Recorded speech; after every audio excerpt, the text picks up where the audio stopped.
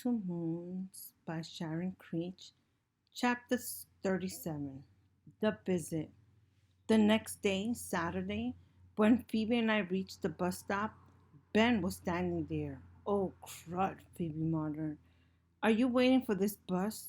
Are you going to Shanting Falls? Yep, he said. To the university?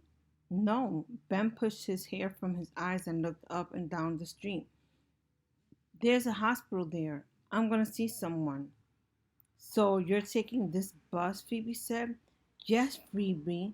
I'm taking this bus. Do you mind? The three of us sat on the long bench at the back of the bus. I was in between Phoebe and Ben, and his arm pressed up against mine. When Ben asked why we were going to Chancton Falls, Phoebe said we were visiting an old friend at the university.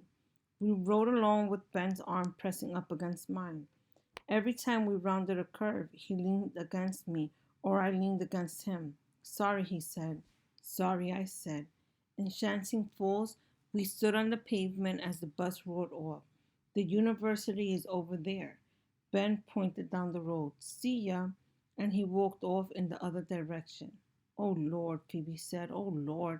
Why did Ben have to be in the same bus? It made me very nervous.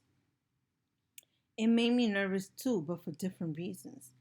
Every time I was with him now, my skin tickled and my brain buzzed and my blood romped around as if it was percolating.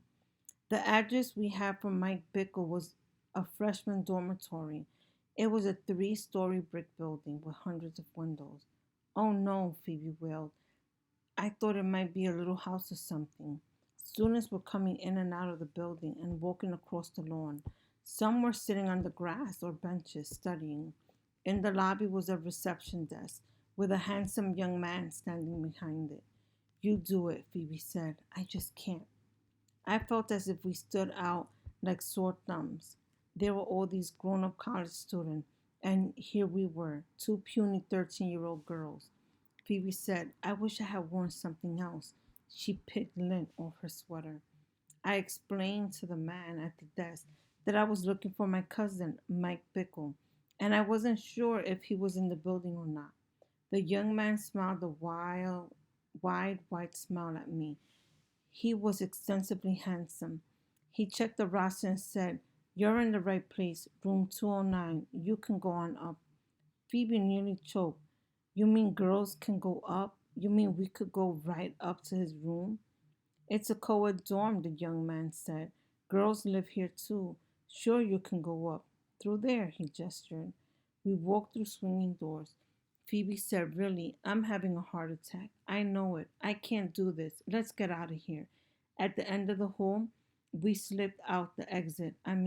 What if we knocked on the door and he opened it and pulled us inside and slit our throats? Phoebe said. Students were milling around on the lawn. I looked for an empty bench on which we might sit. On the far side of the lawn, I saw the backs of two people, a young man and an older woman. They were holding hands. She turned to him and kissed his cheek. Phoebe, on the bench, was Phoebe's mother, and she was kissing the lunatic.